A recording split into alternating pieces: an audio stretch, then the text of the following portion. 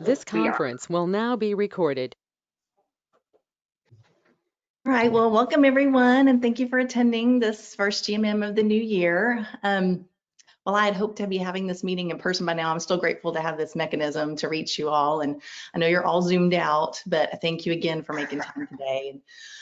This forecast meeting has always been our most well-attended general membership meeting, so I know it's going to be worth your time in front of the screen. Well, I think it goes without saying that no one could have predicted this unusual ride that we've been on for the last 10 months. Not even you, Mark, maybe, I don't know. No. But so all eyes and ears are on you for sure. But I just want to give everyone an update on what's been going on over the last several months with NARI. The board and the committees have not quit. They've pushed through. They've been navigating uncharted territories to continue to support our members by bringing you beneficial content through online GM meetings, by coordinating virtual networking through the Pro-to-Pro small groups and online happy hours. We've been sending out crucial information on PPP loans. That's both local and national NARI. And as of most recently, we actually sent out links to a petition to Capitol Hill regarding tax deductibility for the PPP. And we did that through social media on our Instagram and our Facebook and e-blasts. So if you guys aren't on our Facebook or Instagram, you need to find us so you can get that information. Your board has been working tirelessly to find new ways to generate new revenue and restructure our budget to keep our association alive. As some of you may or may not know, several of the NARI chapters folded in 2020. So the situation's been quite dire across the country for these, for NARI and for other 501c3s. But the committees have been relentless to search for new tools to be able to keep our annual scheduled events happening, like our Tour of Homes and our Cody Awards. And I just want to remind everybody that all of this is done, your board and your committees, all of this work is done by member volunteers and who are also trying to keep their own businesses alive and keep their own employees working and navigating all these unprecedented disruptions on their side. So I want to encourage everyone, it takes our whole body of membership to participate to make these things happen. The board and the committees are dedicated to laying out the groundwork for membership, but we need everybody to help us by attending meetings and joining committees and submitting projects for Cody Awards and entering houses and Tour of Homes and sponsoring events. Over the last few years in preparation for my presidency, one statement kept coming to my mind, and it's see a need, fill a need. And it came from this cute little Disney movie called Robots. I don't know if any of you watched it with your kids, but the gist of the movie is to make change happen or to better the situation that you're in, you have to do something. And it can start small just by seeing a need and utilizing whatever skills and talents and resources you have to fulfill that need. And I would just love to see this mantra manifest itself in our chapter this year. I sent out a letter yesterday via email stating more about this sort of see a need, fill a need initiative. So if you haven't read it yet, please do so. And also please reach out to and thank those past NARI members for their service last year. In fact, I'm going to try to just name them all right now because I'm so thankful for them. We have Steve Anthony, who's our immediate past president. We have Larry Despas of ProSource, who was our vice president. We had Sonia Focus, who's been with us for several years as our amazing treasurer. We had Wells Mason of BMC, Sarah Wright of LW Media. We had Jim Wilson from Lux. Christopher Davison was our immediate past president. Dolores Davis was also a director at large of CGNS. Dennis Gross, CGNS also. Kayvon, I know I'm missing somebody, and if I missed your name, I'm so sorry, but I'm very thankful for all of you. So please reach out and thank those people who navigated an unprecedented year for you guys. So welcome to a new year, and as 2021, your president this year, I'm eager to embark on this challenge with you. And I want you to know that I am in the trenches with you. And I've already hopefully set the example by taking on this leadership role where I really don't know what to expect this year. And I want to also introduce the 2021 Board of Directors real quickly. So again, Steve Anthony is our past president, and Kayvon Leith is our executive director. Heather Haas from Arizona Tile is our VP. Abe Olchin from Austin Deck is our secretary. Sonia Focus is from Austin Alpha Granite, again with us one more year as treasurer.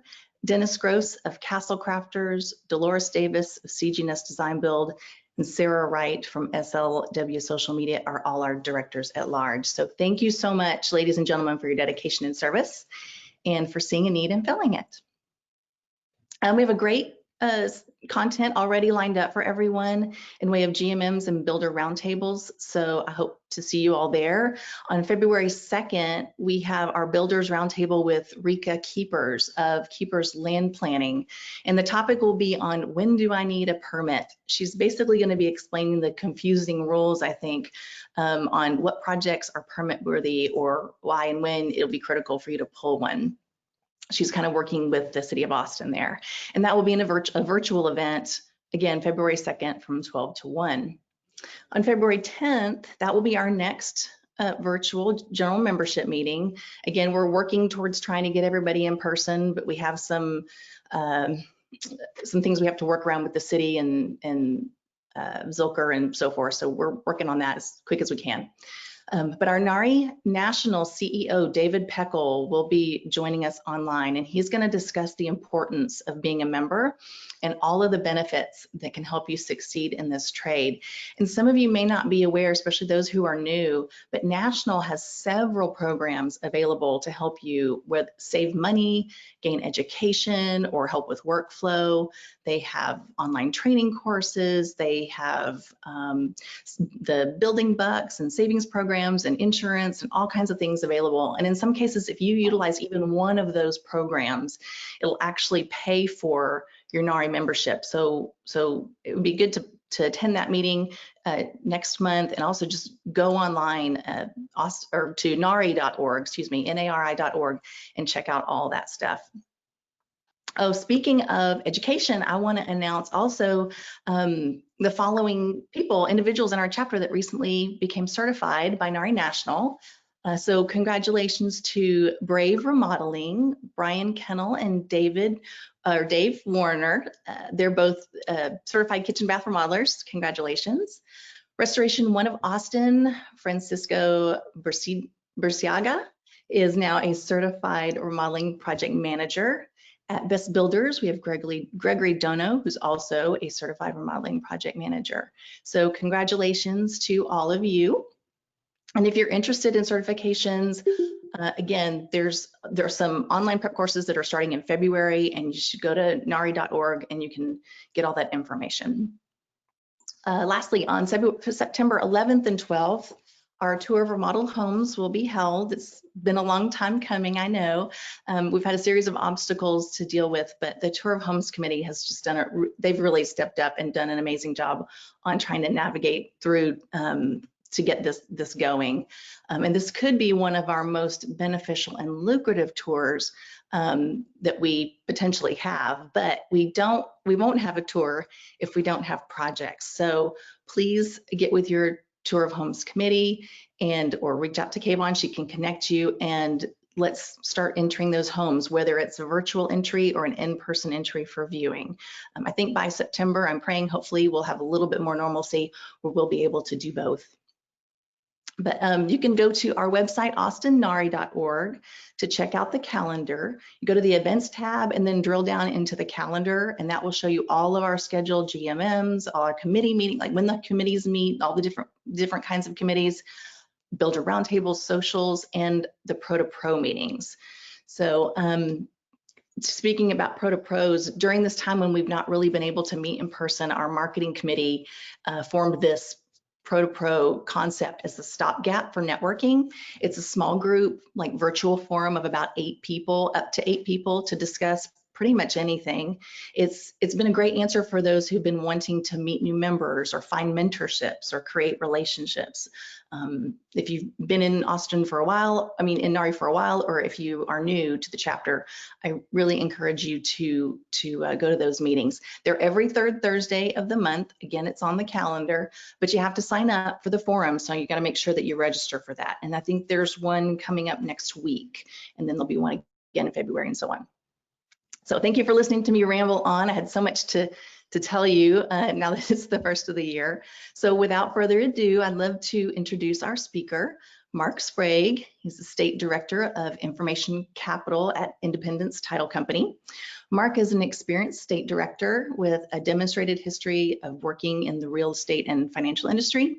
He's skilled in economics, economic analytics, real estate and financial development, negotiation, analytical skills, multi-channel and industry analytics, team building, and much more, but that was all we had time to tell you about. So Mark has a strong history in consulting in multiple industries and channels over the last 20 years, and he's a graduate of the University of Texas at Austin. So Mark, thank you so much, and take it away.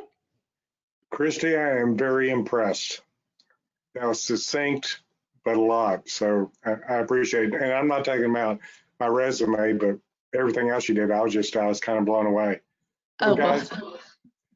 Good job. So let's just, I'm going to try to go through this fairly rapidly and get you out in an appropriate time.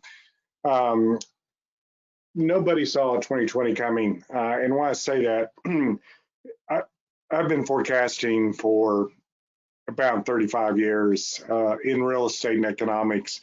And we look at high probability issues such as is there going to be labor issues, are going to be material issues, is there going to be stoppage because of certain regulations, et cetera. And I guarantee you that having a virus outbreak was low probability. It only happened in movies. And if it was a movie last year, then why did we introduce murder hornets on the West Coast? Was that just to throw us off? No, I'm kidding, but there's no way we could expect what happened,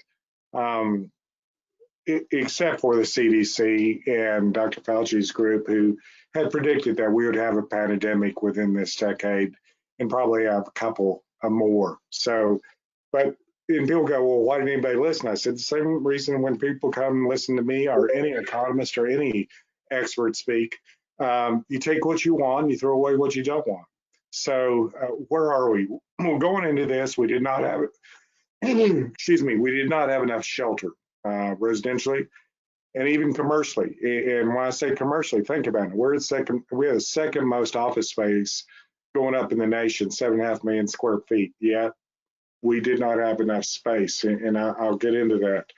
So immediately, not only the media, but for my company, I met with Wall Street. And, how is the crisis going to affect us? Was it going to be post-COVID, pre-COVID pricing? And no, residentially, none of that. Commercially, absolutely. But we expected 1 out of 5 businesses to go away, and that's going to be pretty true. I'll get into that. We expected that banks would get harsher on their lending, that we would probably need to increase reserves on most institutions, like banks and credit unions, et cetera. And that happened. And I will discuss that as we get further into this. Now, it was obvious that we're going to head into a recession. And I'm here to tell you that we thought we'd be in a recession. We can never tell you the point beforehand of when a recession is going to happen. We can always give you the reason and cause afterwards and where the point was. And there were certain indicators that showed that we're going to have some type of recession globally, but we definitely didn't see COVID coming. But we're in a recession. The official definition of a recession is 2 negative quarters of GDP, but it was obvious that first month that we were going to go into a recessionary period, and things would slow down. Now, I'll be honest with you, when I met with my upper management, I said real estate sales residentially they'd be lucky if they got to 85% of 2019 numbers, and that was not just locally, but on a national basis. I also said that commercially, we'd probably see a slowdown in excess of 40%. That's not exactly true, and I'll get into that, but I definitely did not expect what happened here in Austin in a positive light. If you don't know, we laid off 138,000 people in March and April, and we're only down to about 12,400 that are still unemployed from last year that haven't started a new job. And that's better than any other metro in the nation or any other metro in the world. So count your blessings, although you still may know people that are unemployed. Count your blessings. Comparatively, Dallas-Fort Worth is probably at about 70%. Nashville, I believe, is at about 75%, and that Dallas is number 3rd in recovery, and Nashville number 2. So we're in a phenomenal place. And we'll recover quickly, but in 2011, when we came out of the recession nationally much quicker than any other big metro. So did the election change anything? And forget what's been said in the media and such. But let's go through that. The first thing is a lot of people expected a blue wave here in Texas and nationally, but remember we're a rural state, and because we're a rural state, we'll continue to be conservative. And it's interesting when you saw the election, it's the rural states that went red, and it's the urban states or urban areas that went blue, and that will continue to happen. But they'll go, well, how come it wasn't more blue? And I go, well, forecasters base things on high probability. And they were pretty much right on with probably a 3 to 4% error. And people go, well, how could they get it wrong? And I said, well, have you ever tried to predict what your significant other's thinking? And of course, we will start laughing. I'm going, no, I'm serious, because that's what forecasters work with, is that psychology of crowds, psychology of relationships, all that. And we're never going to be 100% correct, whether it's about the economy or about where the polls are going to end up. The good news is that we're a much more moderate nation than everybody thinks we are. We have 2 big tribes, but we're closer to the middle than we thought. People have asked, if the economy is doing so poorly, why is the stock market doing so well? Well, real easy explanation. Equity is like water. It looks for a release point. And there is a set number of equity from conception of Earth, when we had humans, to now. It's about the same amount. I don't care about Bitcoin or any of that. It's the same amount. It's just increased in value. So what we see in the stock market is money has to go someplace. So stock market and real estate, where it's gone. As we all know, stock market dropped almost 11,000 points initially. It came back 11,000 points. It's gone down again. It's traveled about 29,000 points since last March. And it'll continue to see up downs. Obviously, tech is carrying the weight of that. So the concern was with the election, how would that affect real estate, which is all of our primary focus. It's where you get your business, we get our business, et cetera. Well, the good news is that probably the only things that were going to be looked at harshly, whether it had been a red win or a blue win, was going to be 1031 exchanges, and that's $1 trillion industry. So I don't see 1031s really going away at $1 trillion annually, as I just said. What I do see a microscope on is carried forward losses. And why? And I'm going to blame it on the Trump tax returns, where how can one individual or how can one group carry forward billions and billions of dollars of losses? That's been happening for years. It's still happening with companies. I can have huge profits in one area, and if I'm a large enough company, I have another division that's doing poorly, and so I equalize those out. So it'll be interesting as we look at that, what happens. Obviously, the first thing that has to happen is we need to get the COVID crisis behind us. We had hoped, I'll be honest with you, meeting with the state and such, we thought that COVID would be over in at the most 6 months, and that was based on everything we were being told from DC and Wall Street. Obviously, that didn't come true. We'll be a year into this come March.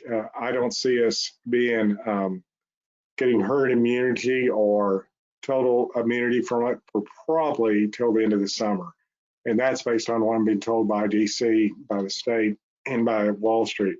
So we'll continue at this, and it will affect the way we do business in the future.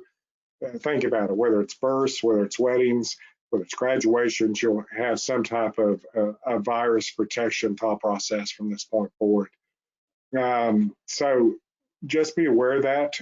That said, 2021 ought to be a great year economically for Austin because of our recovery.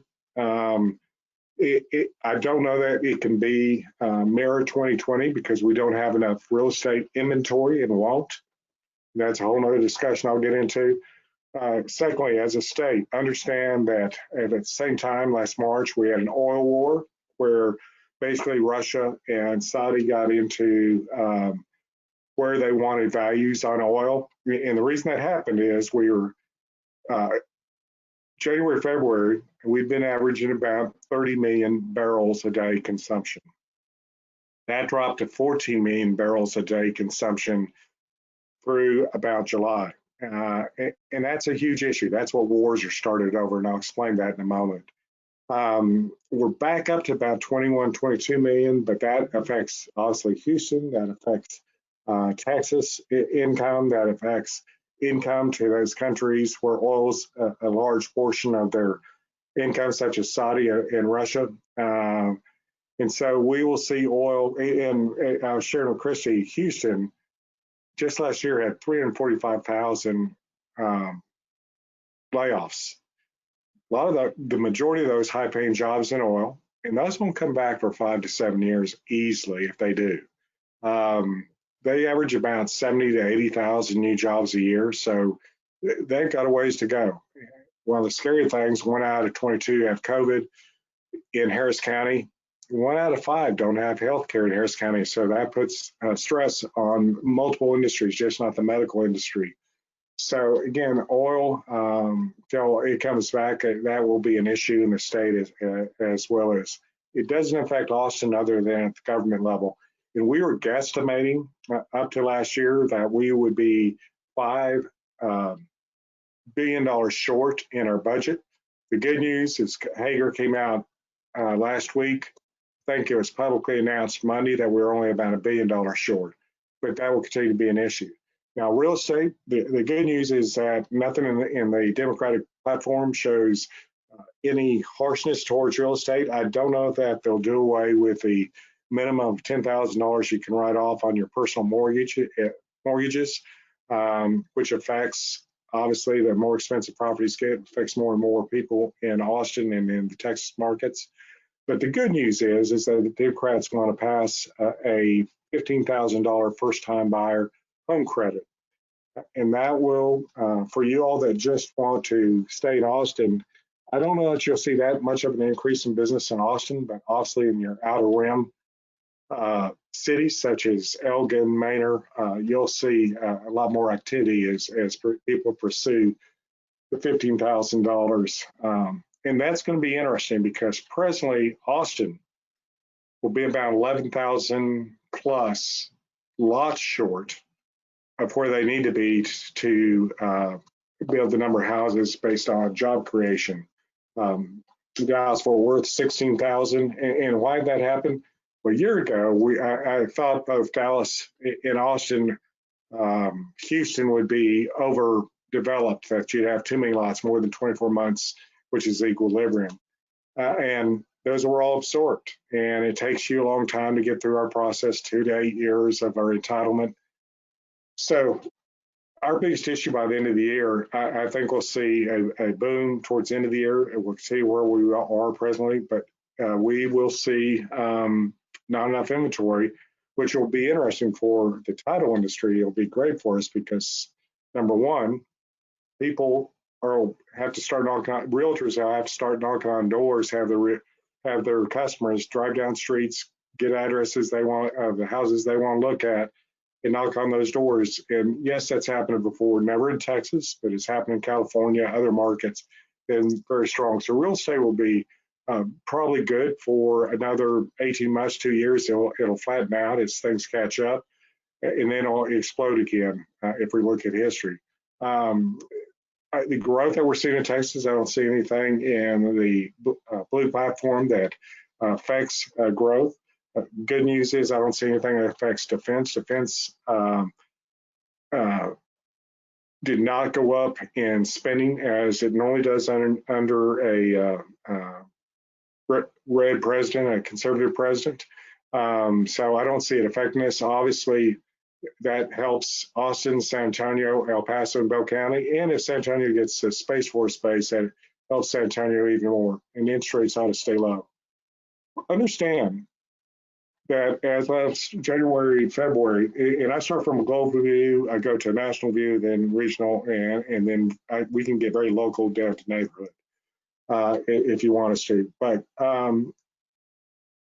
at the first of last year, we realized that we'd probably go into recession. This shows you the rest of the nation's projected GDPs, and their negative GDP is basically the blood pressure of any economy. So when you tell me sales are slow, one of the first things I look at, whatever industry I look at, is I look at GDP for that area, whether it's Dallas, whether it's Albuquerque, whether it's Atlanta.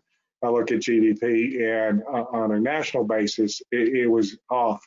Now, interesting side note, there are many indicators that can show when the economy's turned around, how people spend money, retail-wise, but there's other indicators that show when we think we're going to have a recession. One of those indicators you can watch is, and this is a true index, is the men's underwear index. I know all of you are smiling, going, "Are you being serious?" Alan Greenspan, former head of the Fed, when he spoke to UT Business School about 26, 27 years ago, mentioned that he watches the men's underwear index as far as recessions because men quit buying new underwear when they think that the economy is going to slow down dramatically. Why am I telling you this? Men's underwear index prior to March of last year was off 50%. So it was predicting, hey, you're headed, you need to be saving money of your profits. And you can see where it's ended up. Again, a healthy is 3.5 to 5%. So it dropped dramatically. And when you look at 2021 projections, these are better than healthy, but that's because we're going to have massive rehiring. So the U.S., we've seen tremendous population shifting, obviously out of California, New York, Chicago. That's why Illinois and these other states where we don't have the tech industry and other industries. It's interesting. There'll be something that I'll show you later on GDP. It shows a much higher GDP in, say, Nevada and some other than our state. Understand that our state's been steadily going along, whereas Nevada's had massive layoffs, highest unemployment in the country, and then it's had massive rehiring. So when you do that, that affects your GDP and your employment growth.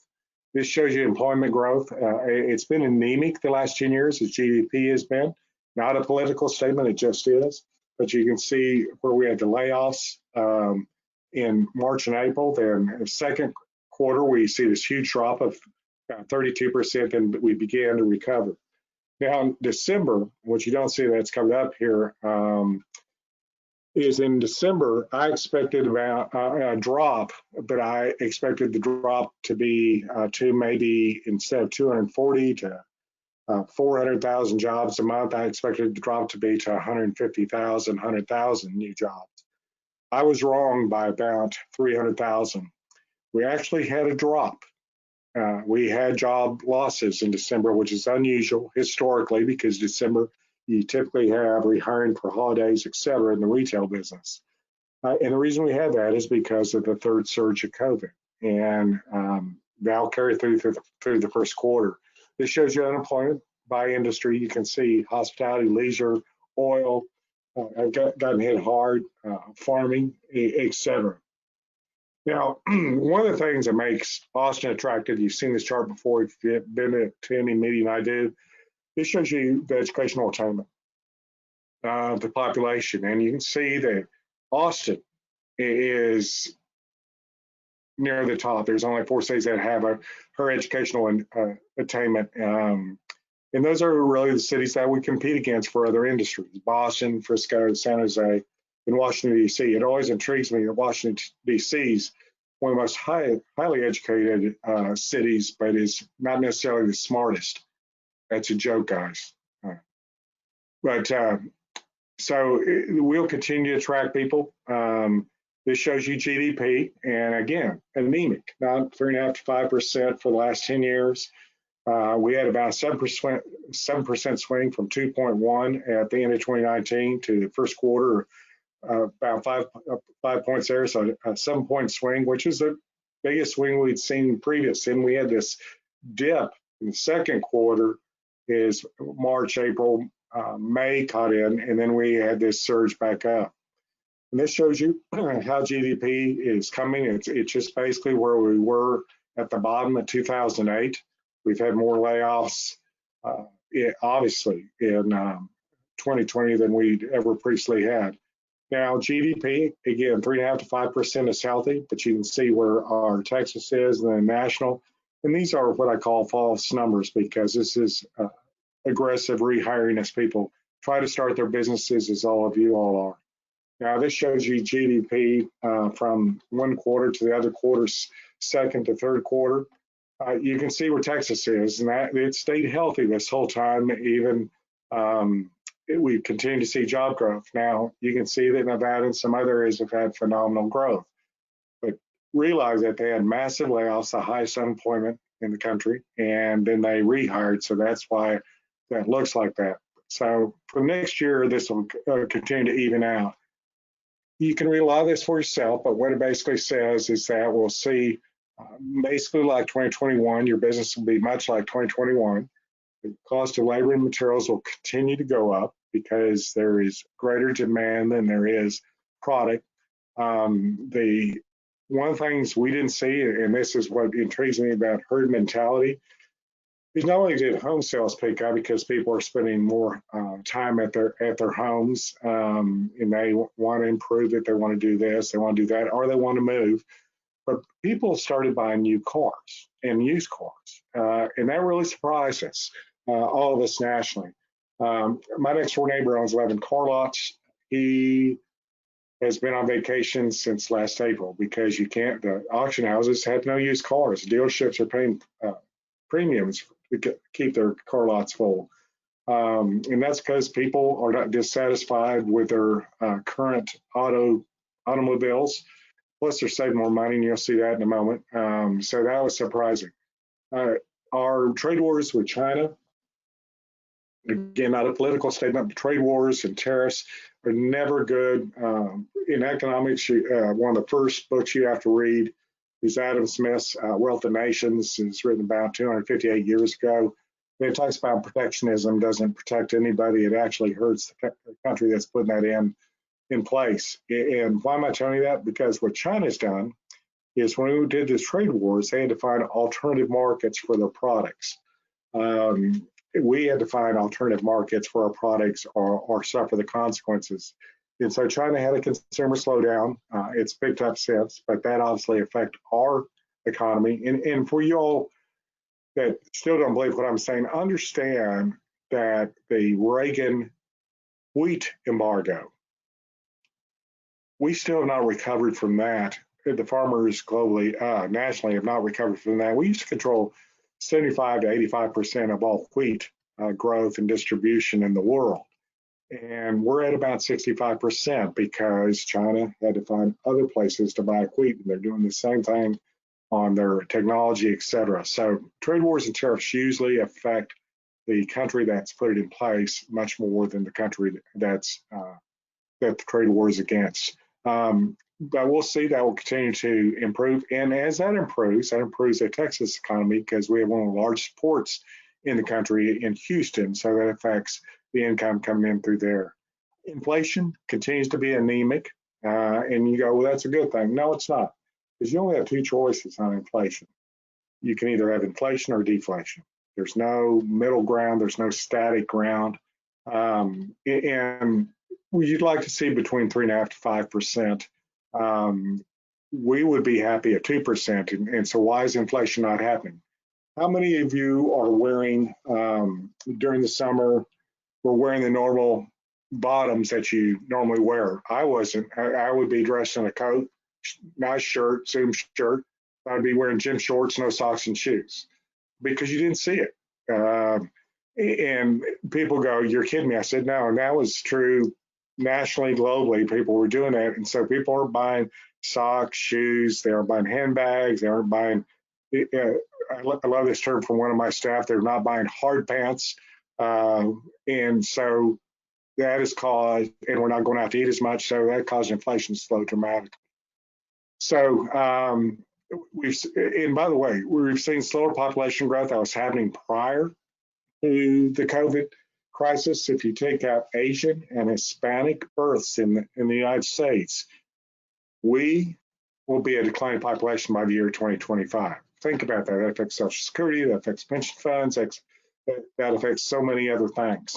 And so immigration didn't help. It moved. It helped other countries. 85 to 90% of all tech patents, according to the Patent Office. 5 years ago, where in the United States, that's dropped to 45% as those advances have moved overseas. Now, probably the one thing that you're very aware of is retail has changed dramatically, 28% increase in total retail sales in 2020, yet we'll lose easily 25,000 storefronts nationally. And that'll continue to be an issue as we go forward.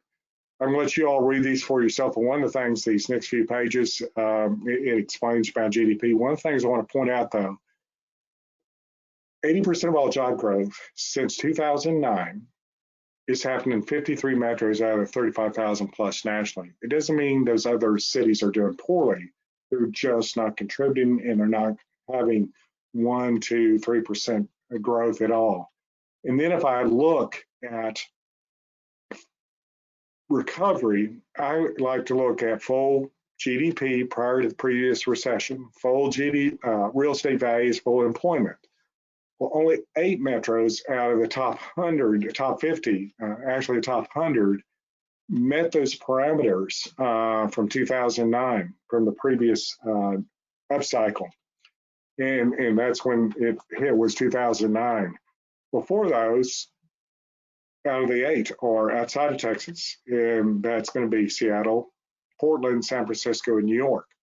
They're not doing well right now. So you only have 4 metros in Texas that have continued prior to where they were before 2009, and that's a huge issue.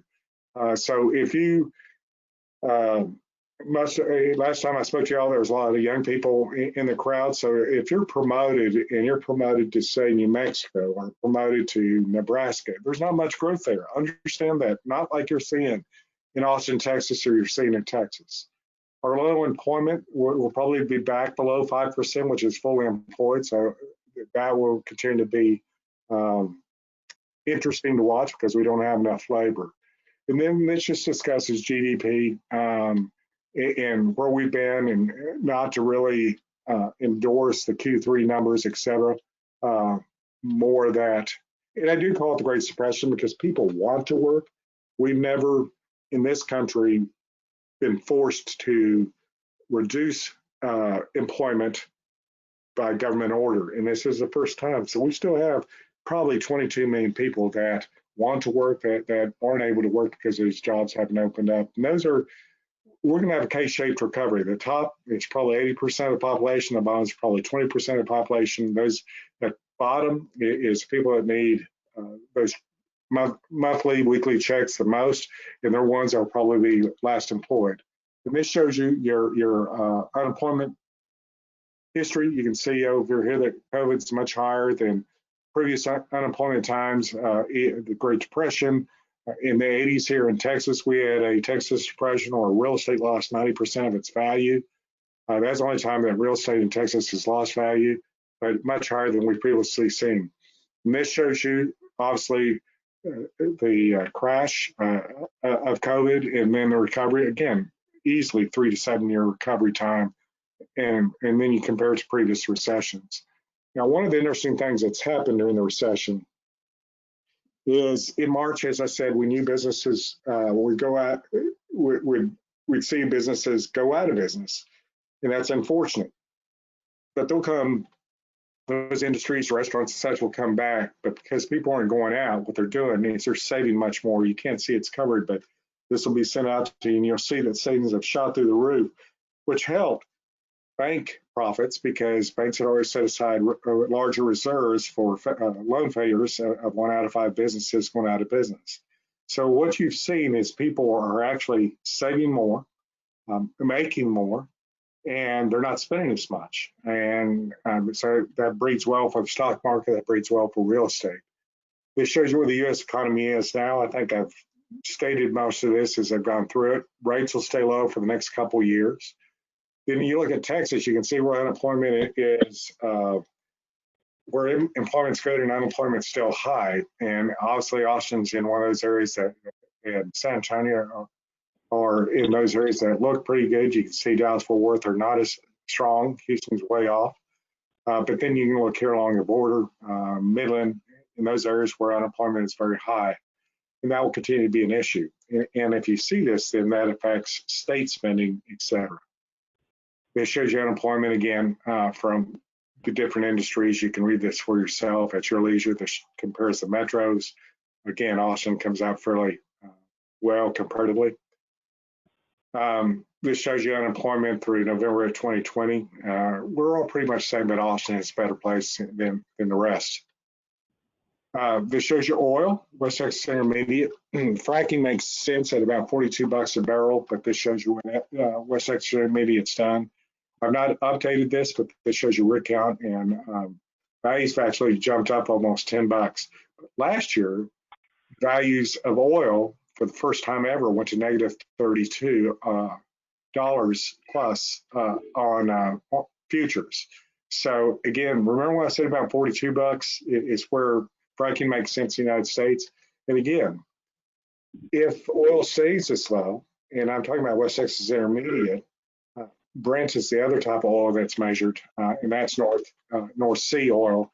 If I look at oil, again, it needs to be in the 70s for Saudi. It needs to be in the 130 to 140s for Russia to balance their budgets. And that is their main income is oil. So it is something to watch on a global basis. We guesstimated that we would be $5 billion short on taxes. It's been less than that. This shows you where we're losing taxes. Obviously, motor vehicle and rental taxes are not as high because people aren't renting cars. Oil and gas are way off. People are not spending as much money on alcohol, although alcohol sales, home delivery is way up. But what you're not seeing is the cost of those mixed drinks that you have at a bar. So dramatically off, obviously hotels are off, et cetera. So Texas will continue to rebound. The 3 metros of DFW, Austin, and San Antonio will be okay. Houston will take a while to recover. Multifamily will continue to expand. Single family will continue to expand. And again, the biggest issue is preventing COVID from getting out into the rural areas and preventing it from spreading like it has presently.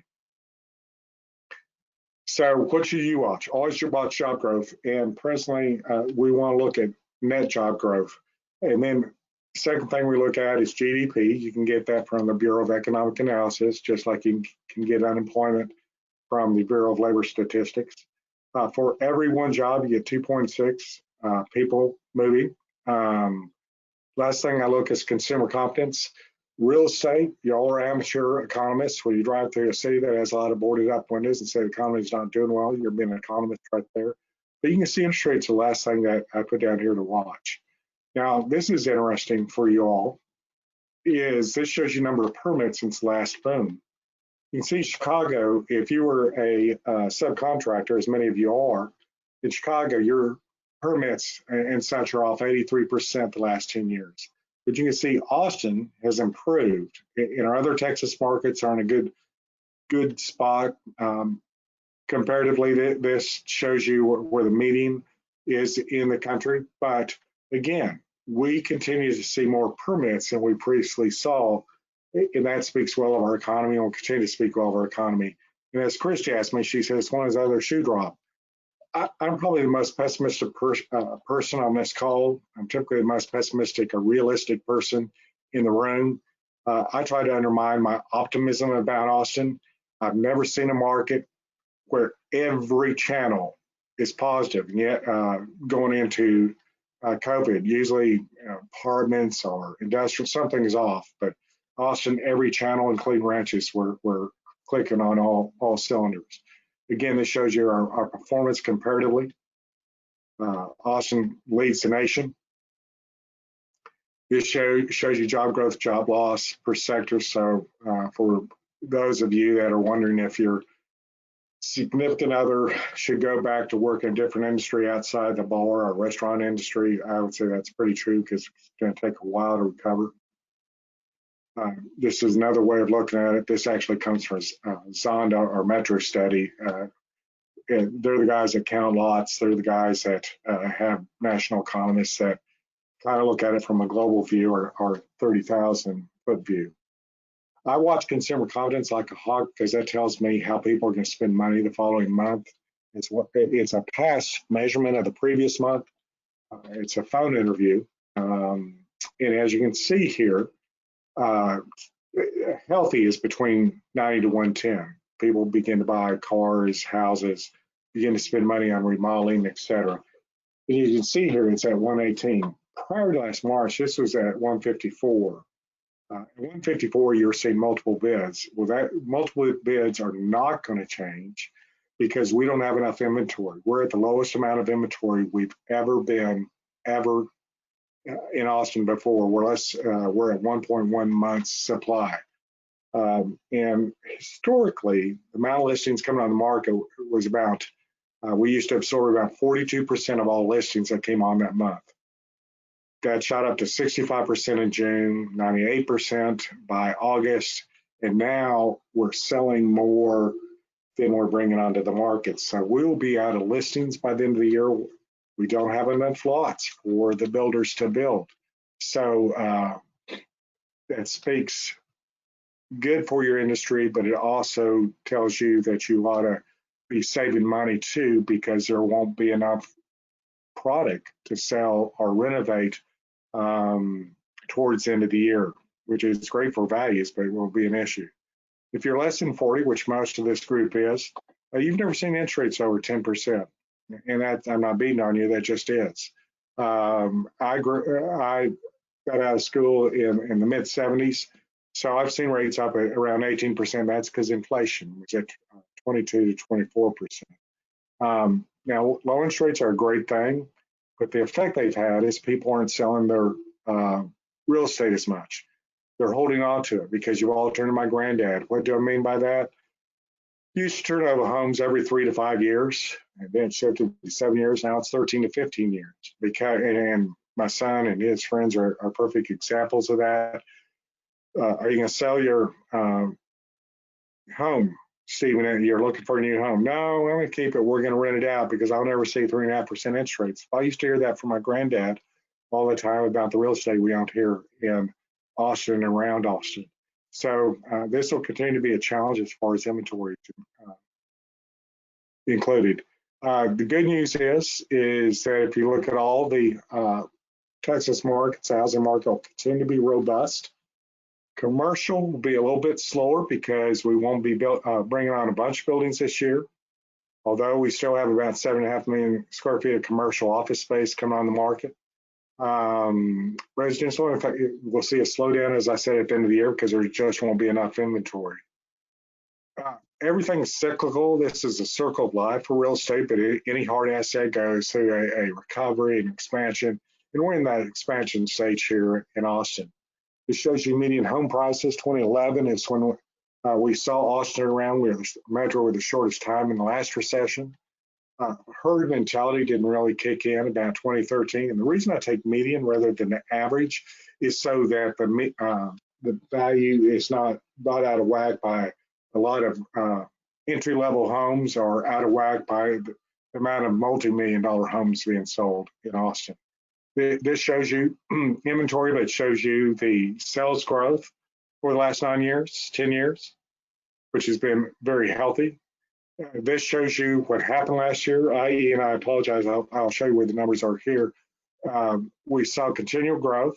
In March, even though we had shut down, that was still showing sales from January and February. But the normal second surge we normally see in March, April, May moved into June, July, and August, and it just went nuts there. And for you all, for title companies, et cetera, we won't see that surge. Hopefully this year, it'll be more of an even surges like we've seen historically.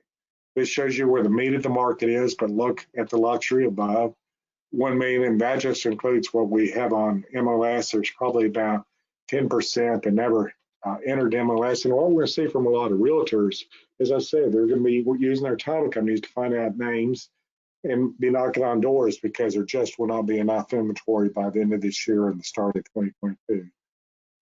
Office space, presently, we're seeing about 3.5 million square feet of sublease space coming back on the market. 800,000 of that is just with one company, Parsley Energy, which is absorbed by Pioneer out of Dallas. And that's 7.5 million being built is second most in the nation. This will probably get up to about 30% vacancy, but it'll recover within the next 2 years. So we will not have enough office space. And what we're seeing downtown is interesting. The number of condos available in the city and in the SMSA, statistical marketing sales area, we have less condos just like we have a vol inventory, but downtown, we've had a surge of listings. The reason we've had a surge of listings is because people are not able to use the amenities with their condos, whether it's a pool or whether it's just going down the street to different restaurants. Well, there's a little panic selling downtown presently, and that's not healthy ever.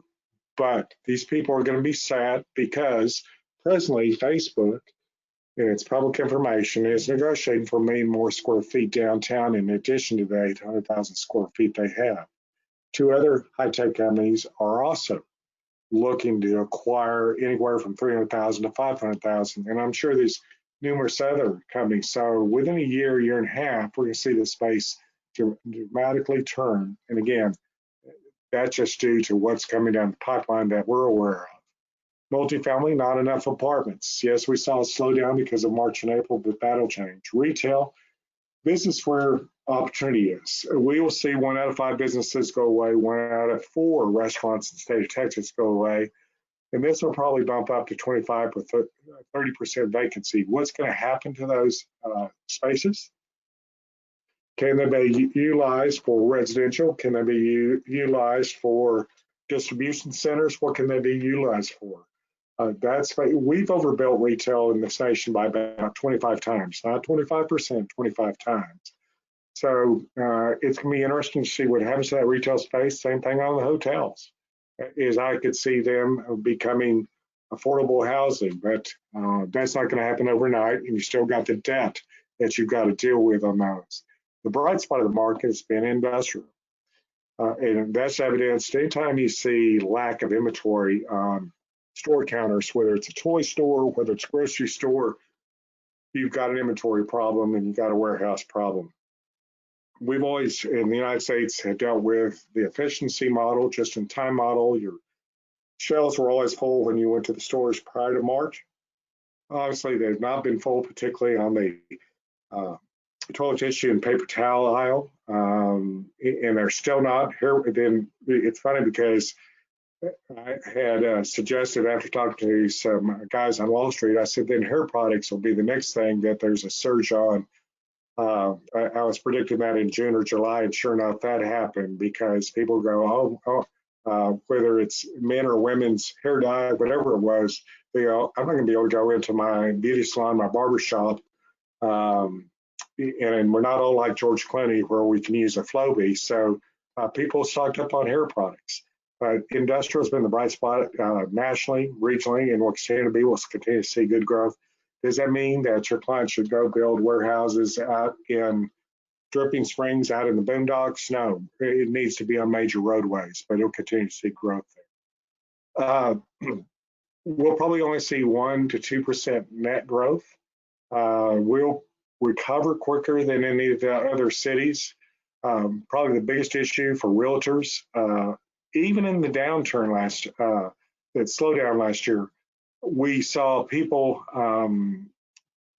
more licenses being pursued in Texas.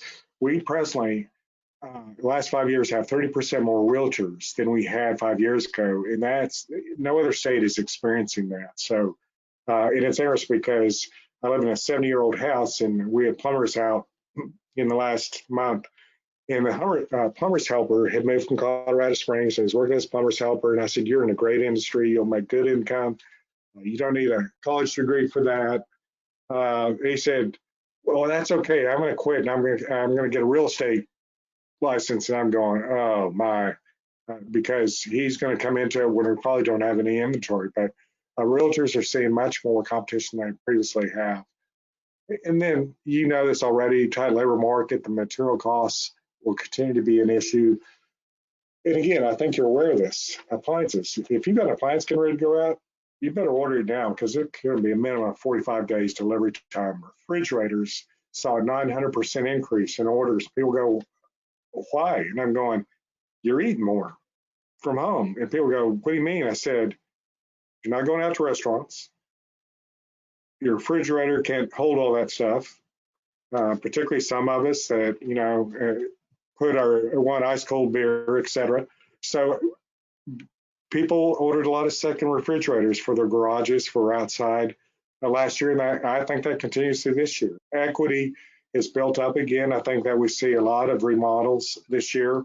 I know that my particular company on a global basis said that refis would go down, and I disagree with that. I think with the amount of equity building up, we'll see a lot of refinancing going on. This shows you actual housing numbers. I've not updated, but we're at 1.1 months. It shows you rentals, listings, new. The point is, we don't have enough shelter, and we won't have enough shelter coming into this year and going out this year with the job growth we have.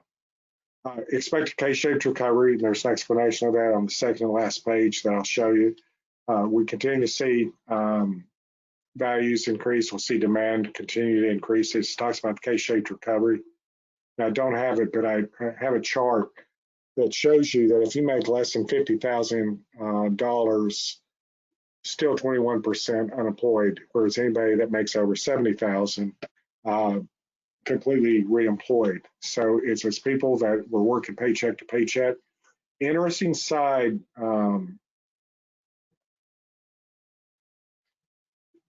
I don't know what else to call it. We've seen a surge in larger apartment units, i.e. 3-bedroom, 4-bedroom if they're available. Definitely an absorption of single family rentals, 3 to 4 bedroom. And I think that's a combining of incomes of families, maybe multi-generational, maybe same generation, but friends combining. So we've seen a greater absorption, and we're seeing a greater number of build to rent single family happening, obviously because of the amount of shelter being needed. So that this gives you some final thoughts about expansion and what markets will be challenged and what markets will be fairly strong. I would definitely put warehouses at A++, multifamily at A, and probably office at A-. You'll continue to see good rents. I don't see any concessions. So we are in a phenomenal place. Tesla is obviously having a tremendous effect as, and yes, before anybody asks me, Musk does live in Austin. He hasn't bought a house. He has a half floor of a hotel, and no, it's not downtown. But Tesla will affect us in everything that Musk brings with him, from the Neuralink, which is putting chips in your brain for diseases, other issues, to the Boring Company, to Tesla. And when people, it's interesting, when the media first started calling me about Tesla and said, this cements Austin being a technology savvy city, I didn't disagree with them. They said, don't you agree this will increase tech jobs? And I said, understand that Tesla's an auto manufacturer. Other than very few of the employees will have a college degree or better, about 85, 90% will have less than a college degree. It's a manufacturing, but it will have tremendous effect. Southeast Austin residentially was already having good appreciation, double-digit appreciation, and will continue to. With low rates and low inventory, there's not a better time to buy. So that basically is finishes what I have to say. Let me see if I can wipe this out. What questions? Yeah. Kayvon, should we just have people like type in their question and then we'll read them, or how much time Yes, do we please. have? We have a half hour? Yes, we have some time. So up at the top right, you'll see a little comments. If y'all type that in, we'll get these questions answered for you. Into the chat. Into the chat, please. Yeah. Yeah. And where it says there's currently 9 of them, are those all positive comments about Christy's comments? Or are those questions? They're all over the place. They're excited. They say thank you. Good to see everybody. Glad to have you on board as our board members, and Abe, he's new to the board. Some stuff on Pro. I guess they're still signing up members for next week's Pro. So contact Kayvon on that. Christy, that was your chance to give me accolades and you just failed. I'm just kidding, guys. I'm just kidding. No, actually, I do want to thank you. I really appreciate the time you put into this, and it's just fascinating every year what we get out of it. And thank you for sending us this PowerPoint so that we can go over it sort of in our leisure and really absorb it. I do appreciate it. The charts, just give us credit because you don't have to defend my numbers, but you can use those on your websites or such. Again, if you are whining about where the market is now, call me, I'll slap you around and then tell you to get back in the game and quit whining, because you're in one of the best markets in the nation. The one caution I'd give you, having been through recessions and such, save 10, 20% of your money because the economy will slow and then it'll pick back up on the other side as it always does. But great. I mean, we're in a phenomenal place. Any questions? None? Yeah, no, there's a couple. So one I see here from Sonia Focus. Thanks for the presentation, Mark. So never better time to buy. Got it. Thank you, Sonia. Dolores says, I know you said that you could not have seen the pandemic coming, but wasn't this somewhat of a warning on a global basis? Oh, yes. But again, I go back, it's just like my presentation. You take what you want and what you don't want. And nobody other than script writers, and I'm serious when I say that, thought that a virus shutdown was a high probability issue. Guarantee you that all of us are looking at that. We're pulling the CDC numbers. We're looking at their forecasts in the future, but there's no way. I mean, guys, how many, I'm 67. Every year I get a flu shot. I get some shot that I've never heard of before. So we just did not see this coming. And was it a failure of any one government? I can say yes, and I can say no. But yes, it's definitely a comment about that it's something that all this, it'll affect us, whether it's births, whether it's weddings, whether it's graduations. I mean, the protocols that we put in place now will be in place for a long, long time, unfortunately. So I guess, for lack of a better term, we're living the future quicker than we did. The intriguing thing is the economic havoc it caused. Not so much on Wall Street. We expected a lot harsher on Wall Street. Not so much with the banks. Expected harsher. As I said early on, I did not expect it to be. None of us expected it to be as positive in Texas.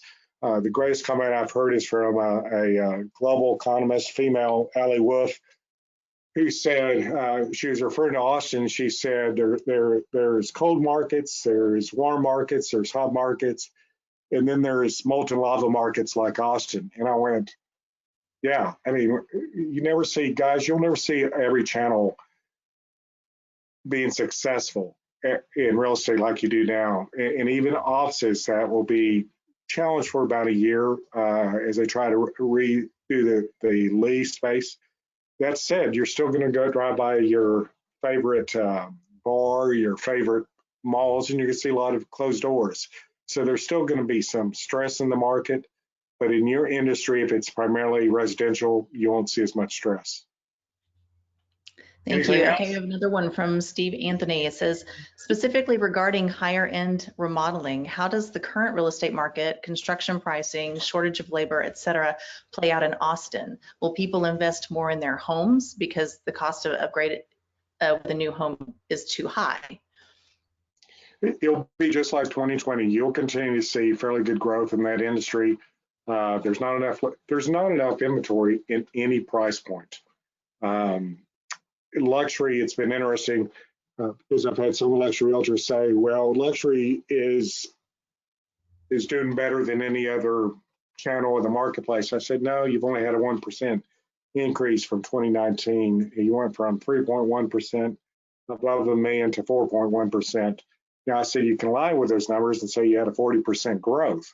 And they went, huh? I said, yes, and that's true. But I think that you'll continue to see, I know that my acquaintances have either started remodeling of their house. And when I say remodeling, we're not just talking about painting or changing tile. We're talking about putting a whole nother room or wing.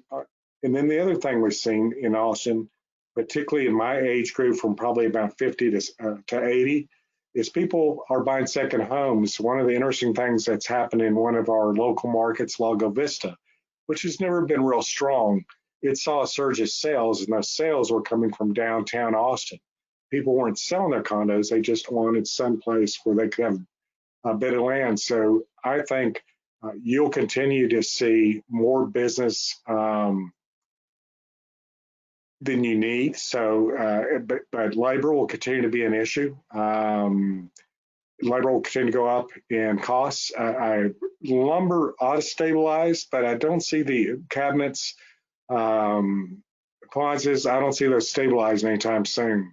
So the good news is, yeah, you'll see plenty of business. The bad news is you need to manage your time because being late, 30 days, 60 days on a project can affect your bottom line hugely presently with 3% increase in materials and labor. Did that answer your question well enough? Steve, you can just say yes or no or type it in either way. So Wells Mason says, can you talk a little bit more about first-time buyers?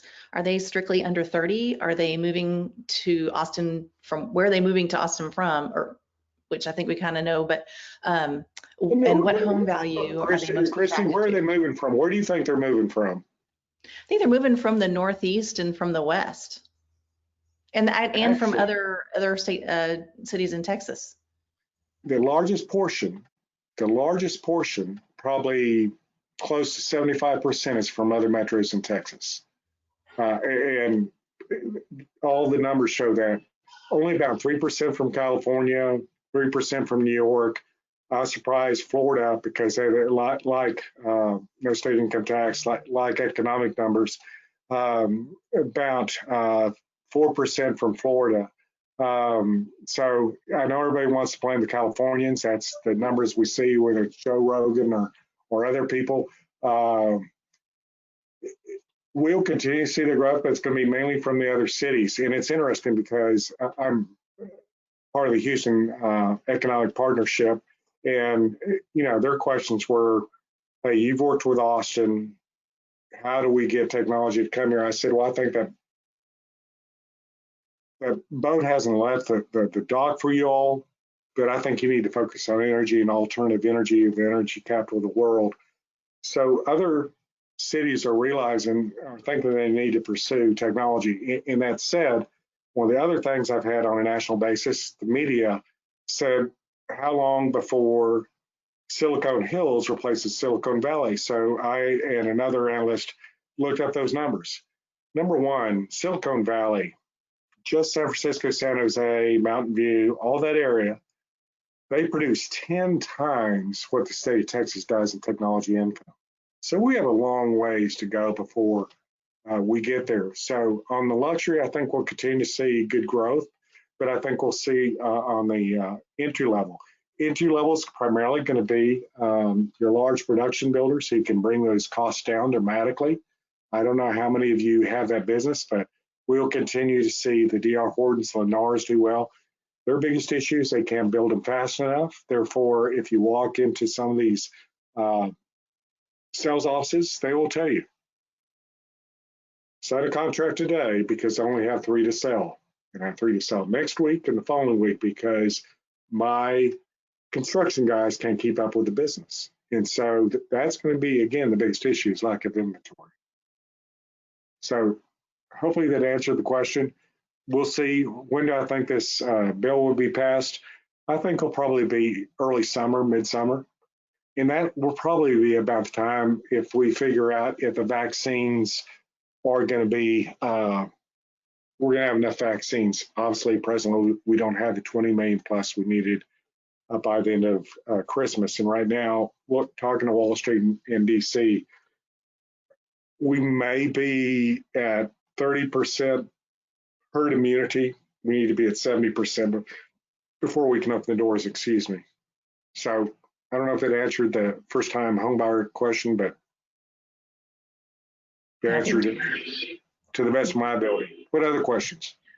Bob Bound has one. He says, where do you see the commercial market going for lease dollar rates and real estate availability for small businesses, office warehouse space in the next couple of years? Well, let's break it down. Hospitality, leisure, and retail. We'll see bankruptcies. We'll see storefronts closed. We're already seeing that, and we'll see more of that through 2020. Foreclosures, forbearance is about a 9-month to year process. So we may not see it till 2022, but we'll continue to see that. Those landlords have mortgages, so they really don't want to cut the rents. But I see in retail, I see rents probably dropping this year and next year. Office-wise, commercially, A, B, I haven't seen any concessions. I have seen 3.5 million square feet of office space being subleased. But as I said earlier, I think that will be absorbed fairly quickly. It's the small malls and such where those storefronts and such will probably strip malls and such where we'll begin to see small businesses looking to move into. Warehouse space, I don't see enough warehouse space being available for at least 2 to 3 years because of just the absorption. Not just in Austin, but Dallas, Fort Worth. We only added about 1.5 million square feet of new warehouse space, which is a lot for Austin. But Dallas last quarter, and that was last quarter, was 1.5 million square feet. Dallas, Fort Worth added 6.5 million last quarter, and they're ahead of absorption is ahead of delivery. So I see that continuing. But if you're looking for office space, I'd wait to look for some of the retail spaces and such in your small malls. I don't see the A, B, and C really doing that well. Values as far as rents will stabilize this year. March and April, some of the mom and pop organizations discounted a little bit, but I think that's premature, just like selling condos downtown is premature. The market will be back fairly aggressively because it takes so long to get anything entitled in this city. And that's not being up Austin, it just is. It takes 2 years to 8 years from the time I buy a piece of land to the time I can start construction. Okay, thank you. Let's see, here's one from Hunt Grundy. What are some key risks and indicators that could negatively affect our growth in Austin? The employment growth. If we for some reason we stop seeing employment growth, it's always first thing, whether it's Austin, whether it's Los Angeles, it's employment growth, whether it's LA, San Francisco. Once you begin to see your employment growth slow, it's always an issue because people are moving elsewhere. So always watch employment growth. GDP is the second thing. That's your blood pressure of any area. And then consumer confidence for that area is always important. On a global basis, I've already told them, watch men's underwear index on a global basis.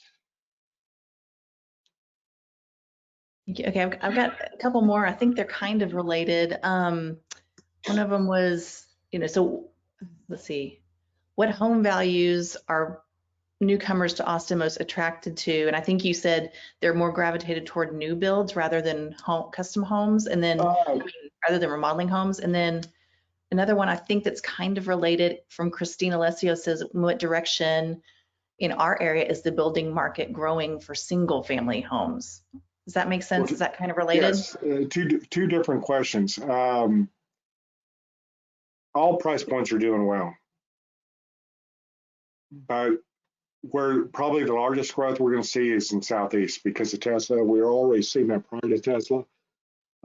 Southeast has not seen the growth that the rest of the SMA has seen. So you'll see fairly good growth. There was a chart in there that shows you where the meat of the market is, and it's basically between 250 to 500,000, and that's entry level, which is a shock to me, but that's what entry level is in Austin, and we're much more expensive than the other Texas metros. So we'll continue to see growth there. One of the interesting things that's happened, your outer rim where your builders are primarily the most active, so your Elgins, your Mainers, Liberty Hill, Leander, those areas, we are seeing smaller lots. About 30% of all lots are less than 50 foot. And that's because they're trying to bring those costs down dramatically. We'll continue to see that growth. And it goes back to when I first got in the industry, one of my mentors, he owned the largest privately owned home builder in the nation, shared the quote with me, you drive till you qualify. And that's still true. Whether it's a rent or to buy, you drive till you qualify. So I grew up in Brackle Woods, Pemberton, and when I started making good money, thought I could buy there. When I sat down with a banker, the first thing he said to me was, "Sit down, boy." I'm smiling when I say that because I went, "Oh no, I've overstepped my boundary." And he explained to me, and the next thing I did is I bought a house from this production builder that I work for $35,000 up there off of Kramer Road. It was Nashville Scopus. And a lot of us have stories. I mean, I live in 04. We bought back here 20 years ago. I never would have forecast that you ever have million or multi-million dollar homes in this neighborhood. Even across the Mopac into Rollingwood, I would have argued with you vehemently that you'd see very few homes over 5 million, and that's not true. So all price points are going to do well. We'll continue to see good growth. I will tell you that Williamson County is more attractive to industry because of the high STEM, science, technology, engineering, and math school numbers. Tech companies, the Army is more attracted to that, but I think Southeast will see good growth. Again, remember Tesla and its suppliers, that'll probably be a total of about 7,000 jobs are primarily people with less than a college degree, so that helps that price point, but it also increases values down there. Again, the biggest issue is we don't have enough lots and won't have for probably a year and a half to 2 years based on the current growth patterns. Did that answer both questions, Christy? I'm not sure. I think so. Whoever asked the question, if you'll just speak up real quick and please make sure that did answer your question. But other than that, I don't think we have any other questions.